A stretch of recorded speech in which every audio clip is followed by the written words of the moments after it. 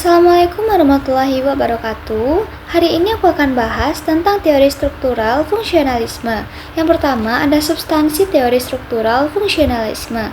Teori struktural fungsionalisme merupakan salah satu pendekatan dalam sosiologi yang memandang masyarakat sebagai suatu sistem yang terdiri dari bagian-bagian atau struktur yang saling berkaitan dan memiliki fungsi tertentu untuk menjaga keseimbangan atau stabilitas sosial. Setiap elemen dalam masyarakat seperti keluarga, pendidikan, ekonomi, dan pemerintahan memiliki peran yang berkontribusi terhadap keberlangsungan sistem secara keseluruhan. Tokoh utama dalam teori ini antara lain Emile Durkheim. Ia dikenal sebagai pelopor sosiologi modern yang menekankan bahwa masyarakat memiliki fakta sosial yang mempengaruhi perilaku individu. Ia lahir tahun 1858 di Epinal, Prancis, berasal dari keluarga Yahudi, dan menempuh pendidikan di École Normale Supérieure di Paris. Kemudian ia menjadi profesor ilmu sosial di Bordeaux. Pemikirannya banyak membahas tentang solidaritas sosial, pembagian kerja, dan bagaimana keteraturan dalam masyarakat bisa tercipta. Yang kedua ada Talcott Parsons yang mengembangkan konsep sistem sosial dengan skema agile, yaitu adaptation, goal attainment, integration, dan latency. Secara singkat, pemikiran utamanya adalah bahwa masyarakat terdiri dari berbagai bagian yang saling berinteraksi dan berfungsi untuk menjaga kestabilan dan keteraturan sosial. Parsons menekankan pentingnya norma dan nilai dalam menjaga kohersi sosial, serta peran institusi seperti keluarga, pendidikan, dan agama dalam peran sosialisasi. Menurutnya, perubahan sosial terjadi secara bertahap dan terstruktur.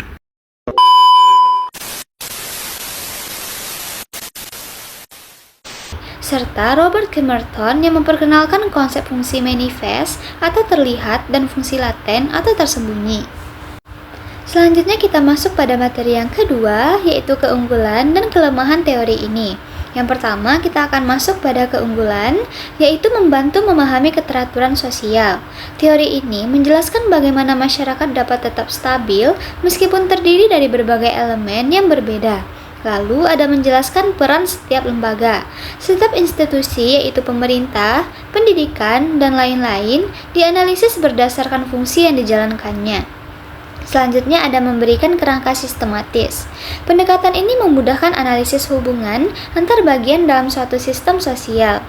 Lalu kita bisa masuk pada kelemahan dari teori ini. Yang pertama ada terlalu menekankan stabilitas. Teori ini kurang memperlihatkan atau memperhatikan konflik sosial dan perubahan yang cepat dalam masyarakat. Yang kedua, cenderung konservatif.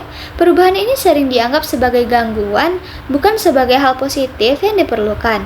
Dan yang terakhir, mengabaikan ketimpangan kekuasaan.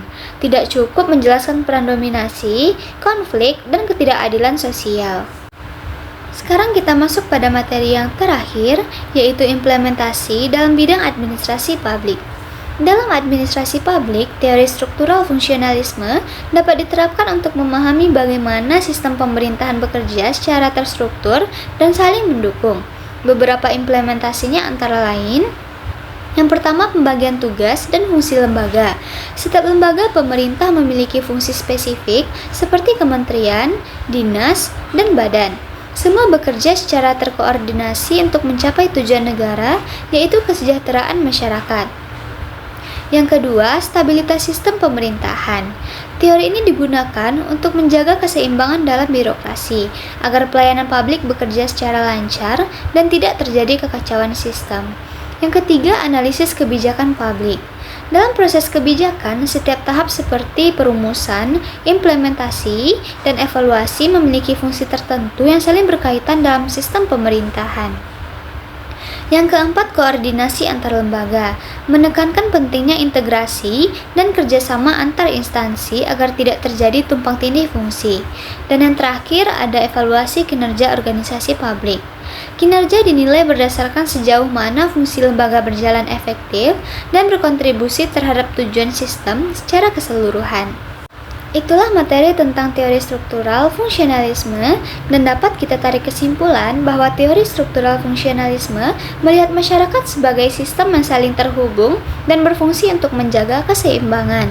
Meskipun memiliki keunggulan dalam menjelaskan keteraturan sosial, teori ini juga memiliki kelemahan karena kurang memperhatikan konflik dan perubahan. Dalam administrasi publik, teori ini sangat berguna untuk memahami pembagian fungsi, koordinasi lembaga, dan stabilitas sistem pemerintahan. Sekian penyampaian materi dari aku. Mohon maaf apabila terdapat kesalahan dan kekurangan dalam penyampaian kata atau kalimat. Aku akhiri dengan Assalamualaikum warahmatullahi wabarakatuh.